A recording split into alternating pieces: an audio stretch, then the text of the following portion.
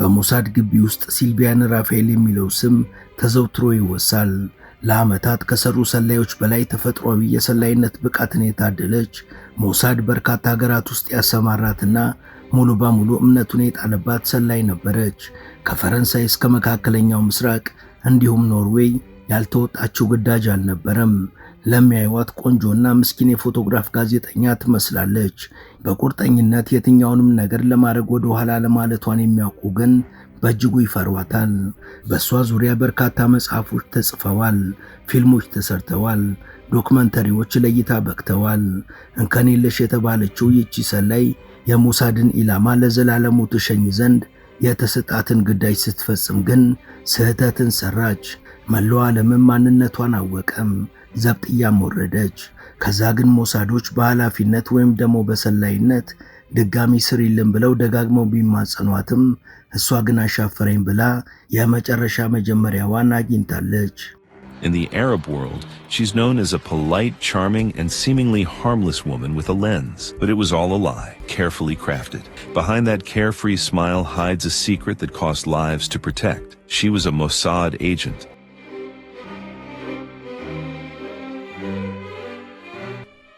ሰላም በመላው ዓለም የምትገኙ ውድ የመሿለኪያ ቤተሰቦች፣ በዛሬው መሰናዷችን ሞሳዶች ዛሬም ድረስ ብቃቷን ስለሚመሰክሩላት፣ ስለሚመኩባትና ስለሚቆጩባት አስደናቂ ሰላይ እናወጋችኋለን።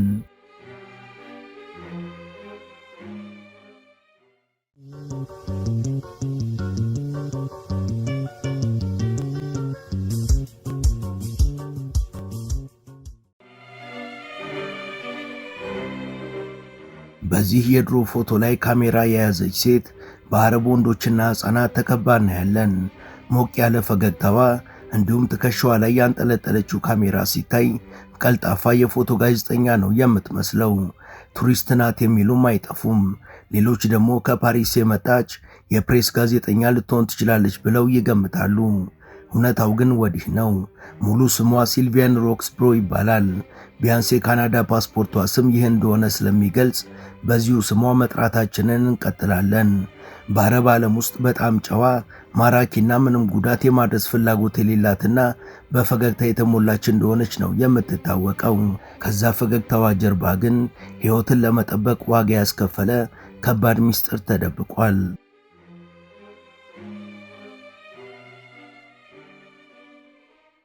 ሲልቪያ እሳት የላሰች የሞሳድ ሰላይ ስትሆን ዋና ተልዕኮዋ ቅኝት በማድረግና በመሰለል በፎቶግራፍ አስደግፋ ሪፖርት ማድረግና አስፈላጊ ሆኖ ሲገኝም ስጋት የፈጠረባትን እንዲሁም ዱኳን የደረሰበትን ሰው ማስወገድ ነበር። እድለኛ ከሆንክ ፎቶውን ብቻ ነበር የምትወስደው። ከሞሳድ ዋና ሰላዩ አንዷ የነበረችና በድፍረቷ በማስተዋሏና በዘዴኛነቷ ለዓመታት ሳይታወቅባት በአረብ ማህበረሰቦች ውስጥ ሰርጋ በመግባት በሐሰት ማንነት እየሰለለች ለሞሳድ መረጃ ስትሰጥ የቆየችና ላመነችበት ዓላማ ስትል ሕይወቷን ደጋግማ አደጋ ላይ የጣለች ጎበዝ ሰላይ ናት። ሁሉም ነገር በቅዱ መሰረት እየሄደ ረዘም ያለ ዓመታትን አስቆጥራ ነበር። የሷ አጠቃላይ የስለላ ታሪክም እጅግ አስደሳች የሆነ የስለላ ልቦለድ ታሪክን ይመስላል።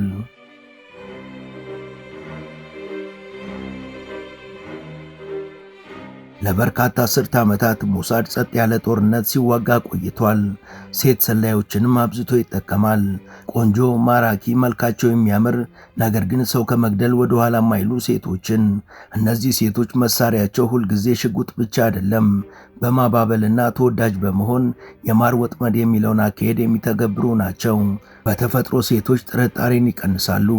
ሴት ሰላይ የጠላትን እምነት የምታገኝበት፣ የምትማርክበት፣ እንድትወደድ የምታደርግበትና በቀላሉ መረጃውን የምታገኝበት እንዲሁም ኢላማዋን የምታደነዝዝበት ወይም ደግሞ እንዲወገድ የምትረዳበት ስራዎችን የመስራት አቅሟ የተሻለ ነው ተብሎ ይታመናል። አንዳንድ የእስራኤል የእምነት አባቶችም እንደዚህ ያሉ ተልእኮች በአይሁድ ሕግ ተቀባይነት እንዳላቸው እስከ ማወጅ ደርሰዋል።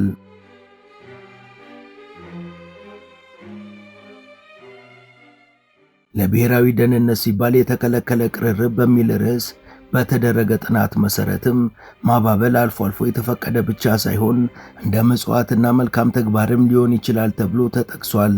ይኸው ጥናት ከራሳቸው ቅዱስ መጻሕፍት ምሳሌዎችም የሚያጣቅስ ሲሆን ያኤል የተሰኘች የሄቨር ሚስት ሲሴራ የተሰኘን ወታደራዊ አዛዥና የእስራኤል ጠላት ወደ ድንኳኗ በማማለል አስገብታ እንቅልፍ ከወሰደው በኋላ የድንኳኑን ምሰሶ በጭንቅላቱ ላይ ሰክታ መግደሏን በማውሳት ሴት ሰላዮችን ከዚህ አንጻር መጠቀም የተፈቀደ እንደሆነ ይገልጻሉ።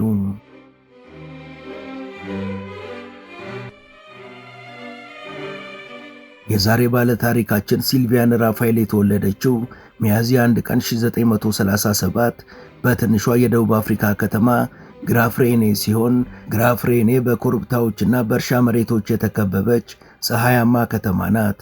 ሁሉም ነዋሪዎቿ እርስ በርስ የሚተዋወቁም ይመስላሉ።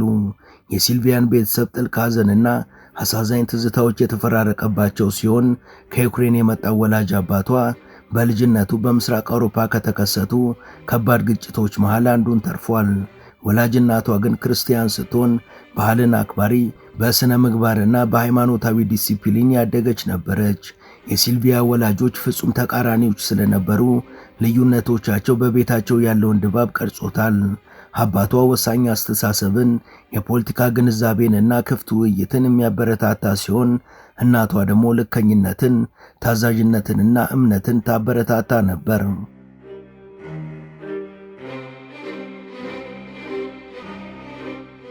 ሲልቪያ ገና ከልጅነቷ ጀምሮ ወደ አባቷ ሴቶች ያዘነበለች ሲሆን ከሱ የህይወት ተሞክሮ ጋር በተያያዘም ነገሮችን የማወቅ ጉጉት ያላት፣ ምላሷ የፈታና ያለማቋረጥ የምትጠይቅ ነበረች። መጽሐፎችንም ታነብ ነበር። በተለይ በአይሁድ ማንነት፣ በሆሎካስትና በጽዮናዊነት እንዲሁም ደግሞ በእስራኤል መንግስት መመስረት ዙሪያ ፍላጎቷ እየጨመረ መጣ። ምንም እንኳን በሃይማኖታዊ ሕግ እንደ አይሁድ ባትቆጠርም ከአይሁድ ሕዝቦች ጋር ጥልቅ ትስስር እንዳላት ይሰማት ነበር። በደም ሳይሆን በተግባር የራሷን ማንነት ማረጋገጥ ፈለገች። በትምህርት ቤት በተለይ በቋንቋዎችና በግብረ ገብ የላቀችም ነበረች።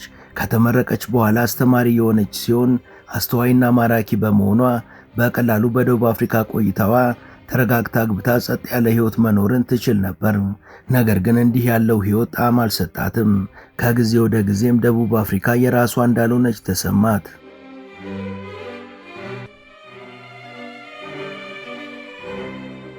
በ1960ዎቹ መጀመሪያ ላይ ሲልቪያን ህይወቷን የሚቀይር ውሳኔ ወስና ስራዋን፣ ቤቷንና ቤተሰቧን ትታ ወደ እስራኤል አመራች። እንደ ቱሪስት ሳትሆን የምታምንበትን ሀገር ለመገንባትና ለመከላከል እንደምትፈልግ ሰው ሆና ቴልአቪቭን ረገጠች። ከዛም ራማት አክፎዥ ወደ ተባለ ስፍራ ተዛውራ ዕብራይስጥን መማር ጀመረች። በእርሻ ቦታዎች ላይም ተሰማርታ ከአካባቢው ማህበረሰቦች ጋር ተዋህዳ መኖር ጀመረች። ቁርጠኛና ጉልበተኛ እንደሆነች የምታስታውቀው ሲልቪያን በሰዎች ትከበር የነበረ ሲሆን ሰዎች ስለሷ በእጅጉ የሚያስገርማቸው ደግሞ የእስራኤልን ሕይወት የተላመደችበት ፍጥነት ነበር። ሲልቪያን ራፋኤል ወደ እስራኤል የመጣችው እንደ ሐሳባዊ ሰው ሲሆን ጠንካራ ባህሪዋ፣ ቁርጠኝነቷና የአእምሮ ብስለቷ ብዙም ሳይቆይ የስለላ መልማዮች ትኩረት ውስጥ ከቷታል።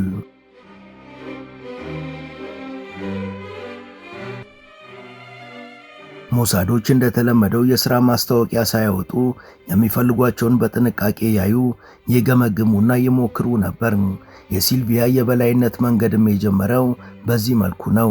እሷ ክትትል ውስጥ መውደቋን ባታውቅም ሰላይ የሆነ ሰው መልምሏት የእሷን መረጃ ወደ ላይኛው ሰንሰለት አሳለፈ። እዚህ አካባቢ ያልተለመደ አይነት ቁርጠኝነት ያላት ሴት አለች።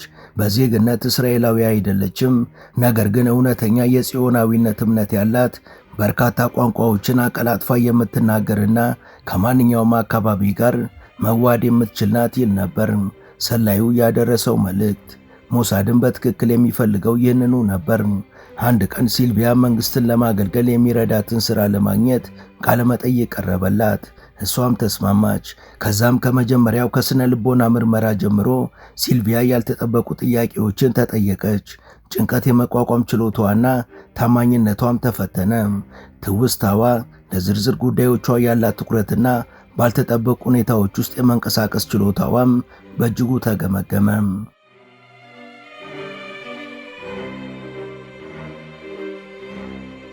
ከዛም እሷ ሳታውቀው ተግባራዊ ፈተናዎች መጡ። ድንገት ከአውቶቡስ ላይ እንድትወርድና የሌሎች ተሳፋሪዎችን ፊት እንድታስታውስ ልትጠየቅ ትችላለች። አሊያም ሌላ ሚና እንድትጫወት ይነገራታል። የመልማዮቹ ወሳኝ ፍላጎትም የመለወጥ ችሎታዋን አይተው በሚገባ ማረጋገጥ ነበር። ሲልቪያም ዘዴዎችን፣ ስነ ምግባርን፣ አቋምንና አልፎ ተርፎም ፈገግታዋን መቀየር ነበረባት። እያንዳንዱን ፈተናም በብቃት ያለፈች ሲሆን ፊቶችን፣ ልብሶችንና እንደ የከንፈር ቀለሞችን ያሉ ትናንሽ ዝርዝሮችን ወዲያውኑ የማስታወስ ችሎታዋም በእጅጉ አስገርሟቸው ነበር። እንግሊዘኛ፣ አፍሪካንስና ዕብራይስጥን አቀላጥፋ ትናገር የነበረ ሲሆን አረብኛንም በፍጥነት ተማረች። መልኳን የመቀየር ችሎታዋን በአረብ ሀገር ክበቦች ውስጥ በቀላሉ ለመግባት ትልቅ ዕድልን ከፈተላት። ሲልቪያን ሁሉንም ፈተናዎች ካለፈች በኋላም በአገልግሎት ውስጥ ቦታ ቀረበላት። ከዚህ በኋላ ለስርዓቱ እንደምትገዛና ለቅርብ ወዳጆቿን ቢሆን እውነተኛ ስራዋን እንደማትናገር ተስማምታ ተፈራረመች።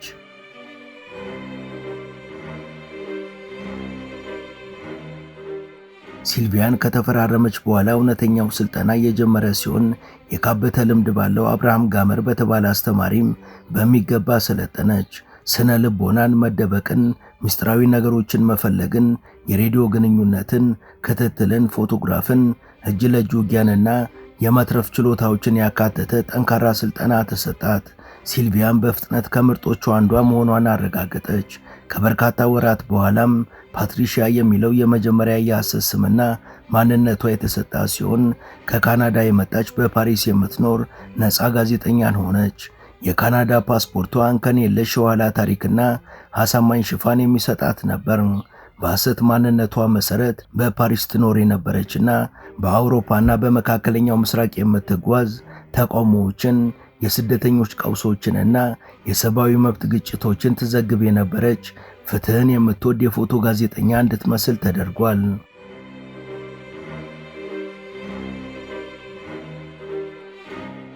ፓትሪሺያ በፓሪስ በአረብ ሰፈሮች ውስጥ ብዙ ጊዜ ትታይ የነበረ ሲሆን ቀናትን በማስመልከትም ፎቶ በማንሳት ከስደተኞችና ከአክቲቪስቶች ጋርም በመነጋገር ታሳልፍ ነበር።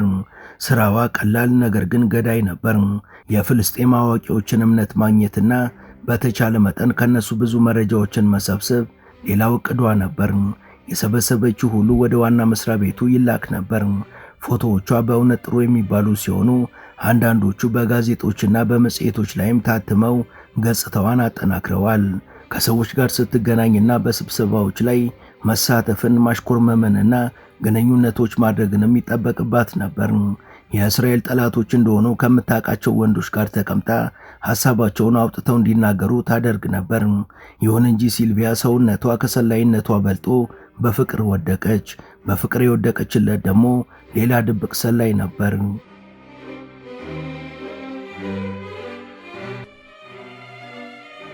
ሲልቪያን በፍቅር የተንበረከከችለት ሰው ሃንስ ይባላል። በዘር ጀርመናዊ፣ ታማኝ የሚመስሉ አይኖች ያለውና ውስጣዊ ጥንካሬ የነበረው ነው። በመካከላቸው በስለላው ዓለም ውስጥ እምብዛም የማይገኘው እውነተኛ ፍቅር የሚባለው ነገር አበበ። አብረው የሚያሳልፉት ጊዜ ግን አጭር ነበር። ለሰዓታት በሚቆዩ የሆቴል ስብሰባዎች፣ ፈጣን የእግር ጉዞዎች፣ በአጭር የስልክ ጥሪዎችና በመሳሰሉት መልኩ ነበር የሚገናኙት። እነዚህ ነገሮች ለሲልቪያ ታፈቅረው ዘንድ በቂዋ ነበሩ። በሕይወቷ ውስጥ ቅርብ የሆነችለት ሰው እሱ ነበር። ሞሳድ ፍቅር ተጋላጭነትን ያመጣል የሚል እምነት ስላለው መሰል የፍቅር ግንኙነቶችን አይቀበልም። ለሲልቪያ ግን በማንነቷ ውስጥ ከሰላይነቷ በታች መወደድ የምትፈልግ ሴት እንዳለች የሚያስታውስ ጸጥ ያለ ማንነት ነበራት። ይህ በእንዲህ እንዳለ በፍልስጤም ያለው ግለት እየጨመረ ሄደ። በተለይ ጥቁሩ መስከረም የተባለው ቡድን በእስራኤላውያን ልብ ውስጥ ፍርሃትን ፈጠረ።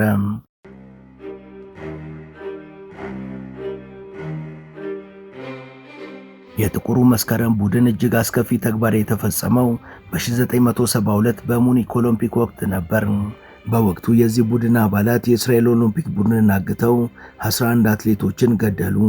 የዚህ ኦፕሬሽን ዋና ፈጻሚ ደግሞ አሊ ሐሰን ሳላሚ የሚባል ሰው ነው። አስተዋይ፣ ትጥቅ የሚያስፈታ፣ ማራኪና በርካታ ቋንቋዎችን አቀላጥፎ የሚናገር ጎበዝ ሲሆን በቅጽል ስሙም ቀዩ ልዑል ይባል ነበር።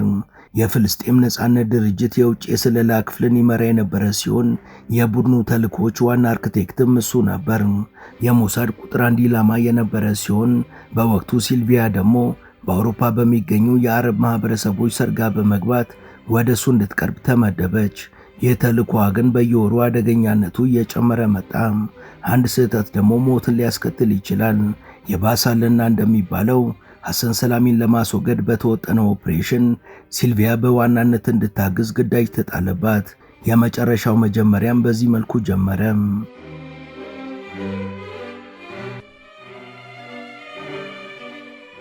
ሐሰን ሰላሚ የሞሳድ የግል ጠላትና እጅግ አደገኛ ሰው ነበር። ሞሳድ ለብዙ ጊዜያት ዱካው ተሰውሮበት የነበረ ቢሆንም አሁን ግን አንድ ዕድል አግኝቷል። መረጃው እንደሚያመለክተው ይህ ሰው በኖርዌይ ጸጥታ በሰፈነባት ሊልሃመር ከተማ ተደብቆ እንደሚኖር ሞሳድ ደረሰበት። ከዛም የክትትል ስራው ተጀመረም። ሲልቪያን ጨምሮ የሞሳድ ሰላዮች ሊልሃመር ደረሱ። አፓርታማዎችንና መኪናዎችን ተከራዩ። መንገዶችን አጠኑ። የሐሰንን ተዘውታሪ ልማዶችንም ተከታተሉ። ተልኮ ሐሰንን መግደል ብቻ ስለነበር አንድ ጥይት ጀግኖች ወይም ደግሞ የቅሌት መንስኤዎች ያደርጋቸዋል። በዛን ሰሞን በአንዱ ቀንም ሰውየው ከነፍሰ ጡር ሚስቱ ጋር ከሲኒማ ሲወጣ እሱ ላይ ያነጣጠሩ ጥይቶች ተተኮሱ። ጀርባውንና ጭንቅላቱንም ተመታ። እዛው ሚስቱ ፊትም ሞተ። ግና ሞሳዶች ስህተት እንደፈጸሙ ወዲያው ገባቸው። በእርግጥም በጥይት ደብድበው የገደሉት አሊ ሐሰን ሰላሚን አልነበረም።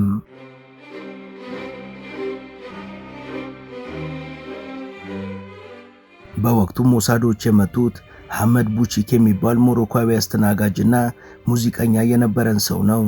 አህመድ ከኖርዌይት ሴት ጋር የተጋባና ከሽብርተኝነትም ሆነ ከማንኛውም ታጣቂ ቡድኖች ጋር ምንም ግንኙነት ያልነበረው በመልክ ከሐሰን ሰላሚ ጋር የሚመሳሰል ሌላ ሰው ነበር። የኖርዌይ ፖሊስም በግድያው ዙሪያ ምርመራን ጀመረ። በአጭር ጊዜ ውስጥም በከተማ ውስጥ ብዙ የውጭ ዜጎች መገኘታቸውን፣ ብዙ የተከራዩ መኪኖችና እንግዳ የሆኑ እንቅስቃሴዎች መኖራቸውንም አስተዋሉ። የሆቴል መዝገቦችንም ገመገሙ። አጠራጣሪ የስልክ ጥሪዎችንም አደመጡ። ከዛም አንድ በአንድ የሞሳድ ሰላዮችን መያዝ ጀመሩ። ልምድና መረጋጋቱ ቢኖራትም ሲልቪያም ለእስር ተዳረገች። ፓትሪሺያ ሮክስብሮ የሚሉ ሐሰተኛ የካናዳ ሰነዶች፣ ብዙ ገንዘቦች፣ ሚስጥራዊ ምስሎችን የያዘ ካሜራና ሚስጥሮች የተጻፉባት ማስታወሻ ደብተሯ እጇ ላይ ተገኙ። ሲልቪያ ቱሪስት እንደሆነችና በፎቶ ፕሮጀክት ላይ የምትሰራ ነፃ ፎቶግራፈር እንደሆነች ብትናገርም ከዚህ ትርክቷ ተቃራኒ የሆኑ በርካታ ማስረጃዎች ቁጥራቸው እየጨመረ መጣ።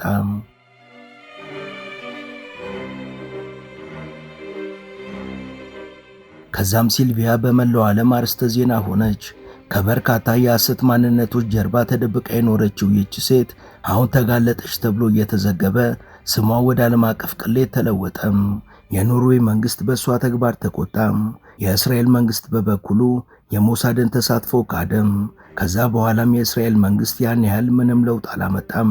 ሁሉም ሰው ከስራው ጀርባ ማን እንደነበረ ያውቅ ነበር። ጋዜጠኞች እሷን የእስራኤል ገዳይ፣ የሞሳድ ገዳይ ሴት፣ የአሸባሪዎች አዳኝ ብለው ሰየሟት። ሲልቪያ ብቻዋን በእስር ቤት ውስጥ ከረመች። ከውጭው ዓለም ጋር ምንም ግንኙነት ሳይኖራትና የማምለጫ ቅድም ሳታገኝ ዕጣ ፈንታዋ የውጭ ሀገር እስር ቤት ውስጥ በቀዝቃዛ ጸጥታ መክረም ሆነ። ከበርካታ ዓመታት በኋላም ለመጀመሪያ ጊዜ ራሷን ሆነች። ትባረር ወይም ለፍርድ ትቅረብ አሊያም ላልተወሰነ ጊዜ ትታሰር ማንም አያውቅም፣ እሷም አታውቅም። ተልዕኮዋ ቢከሽፍም ዋጋው ከተበላሸ ሥራ በላይ እጅግ የላቀ ነበር። ዋጋው የራሷ ነፃነትና ማንነቷ በመላው ዓለም የታወቀ መሆኑ ነበር።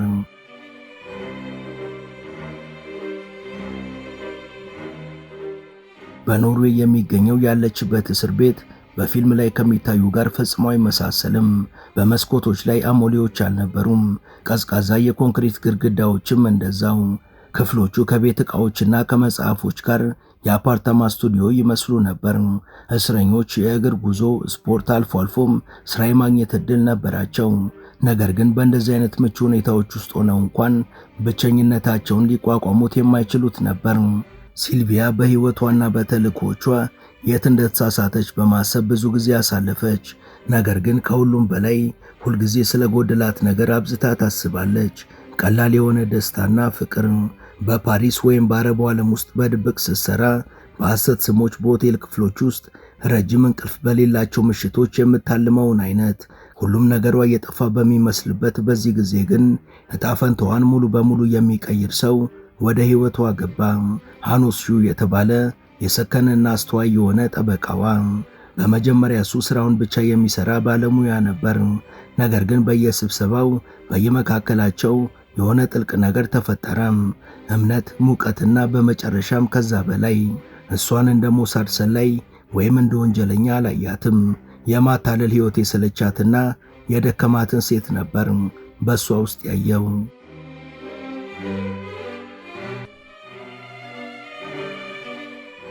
እስራኤል ከሲልቪያን ኦፕሬሽን ጋር ያለ ማንኛውንም አይነት ግንኙነት በይፋ ክዳለች። ነገር ግን ከትዕይንቱ በስተጀርባ ሞሳድ ሲልቪያን አልተወችም። እሷን ለመጠበቅና ክሶችን ለመቀነስም የእስራኤል መንግስት በርካታ ስራዎችን ሰራም። በመጨረሻም ፍርድ ቤቱ 5 ዓመት ተኩል እስራት ፈረደባት።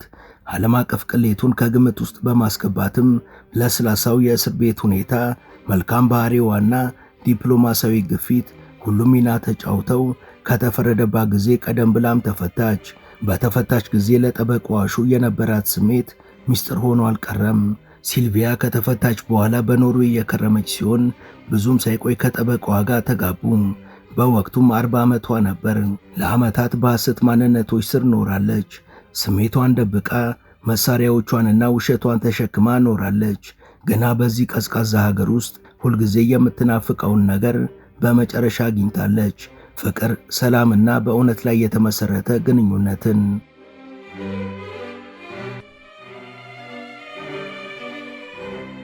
ይህ በእንዲህ እንዳለ ሞሳድ ሐሰንን የማሳደድ ተልእኮውን ቀጥሎ በ1979 ዕቅዱ ሰምሮ ሐሰን ሰላሚን መግደል ችሏል። የእግዚአብሔር ቁጣ በተባለ ኦፕሬሽን ቤሩት ውስጥ መኪናው ላይ ባጠመዱት ፈንጂ ነበር ሞሳዶች ሐሰንን መግደል የቻሉት። ሲልቪያና ባለቤቷ ከኖርዌይ ኑሯቸው ወደ እስራኤል ሲዛወሩ ያገለገለቻት ሀገርም እንደ ሰላይ ሳይሆን ያልተለመደ መንገድን እንደተጓዘች ሰው ነበር የተቀበለቻት። ከፊቷ አዲስ ምዕራፍ ተዘርግቶ ነበር። በመደበቂያዎች ያልተጋረደ ሰላማዊ ሕይወት። በእሷ መያዝና ማንነቷ በመታወቁ ሞሳዶች በእጅጉ ተቆጭተዋል። አመራሩ በኤጀንሲ ውስጥ ከፍተኛ ቦታ ልትይዝ እንደምትችል ያምን ነበር። አዳዲስ ወኪሎችን ማሰልጠን፣ በሴቶች የሚመሩ ተልእኮችን ማስተባበር፣ በሽፋን ታሪኮችና በሰው ስነ ልቦና ላይ ማማከርን ከሷ በላይ የሚያሳካ የለም ብለው ያምኑ ነበር። በሷ ተስፋ ያልቆረጡት ሞሳዶች በተደጋጋሚ ትቀላቀላቸው ዘንድ ቢማጸኗትም ሲልቪያ ግን ጥሪያቸውን ሳትቀበል ቀረች። ምርጫዋም ግልጽና ጽኑ ነበር። ለሞሳድ የሕይወቴን ምርጥ ዓመታት ሰጠው፣ አሁን ለራሴና ለባለቤቴ መሆን ፈልጋለሁ የሚል።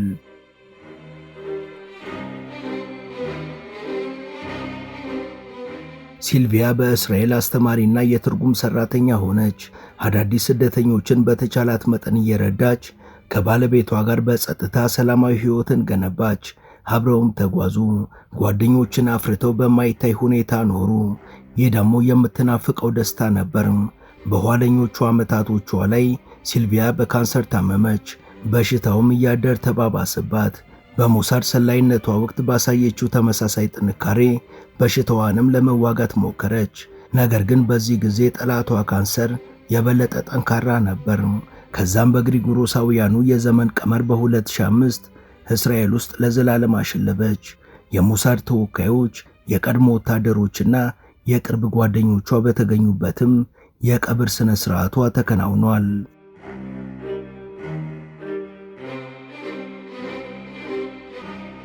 ወደ ቻናላችን ቤተሰቦች ለዛሬ ያሰናዳንላችሁ ይህን ይመስል ነበር። እስከ ዝግጅታችን ፍጻሜ አብራችሁን ስለነበራችሁ ከልብ እናመሰግናለን። በቀጣይ ቢሰሩ የምትሏቸውን ርዕሰ ጉዳዮች ብትጠቁሙን ደስ ብሎን እንቀበላለን። ቻናላችንን ሰብስክራይብ እና ላይክ ማድረግ አትርሱ እያለን ለዛሬ በዚሁ ተሰናበትን። መልካም ጊዜ።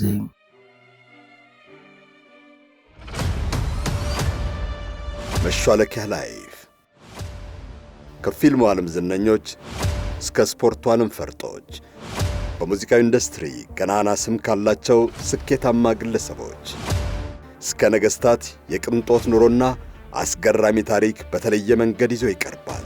ከቦሊውድ እስከ ሆሊውድ ያስጨበጨቡ ከፕሪሚየር ሊግ እስከ ሻምፒየንስ ሊግ የነገሱ ከዋክብት ከቀይ ምንጣፍ እስከ ቅንጦት መኖሪያ ቤቶቻቸው ከመኪናዎቻቸው እስከ ግል ጀቶቻቸው እንዲሁም ያለፈ ሕይወታቸውና አነጋጋሪ ጉዳያቸው ይዳሰስበታል። ቻናሉን ሰብስክራይብ በማድረግ ከቅንጦቱ ጀርባ ያለውን ሕይወታቸውን ይቃኙ።